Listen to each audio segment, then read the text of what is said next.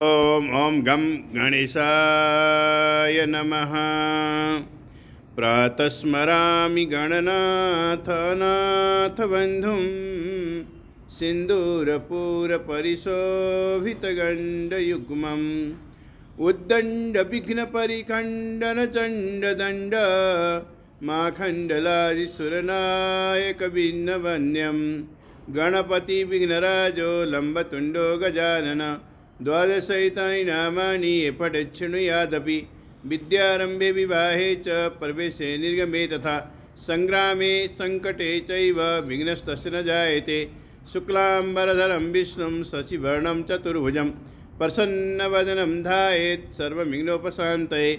अभिसिद्धार्थ पूजितो यस्सुरासुरैः सर्वविघ्नहरस्तस्मै गणाधिपतये नमः।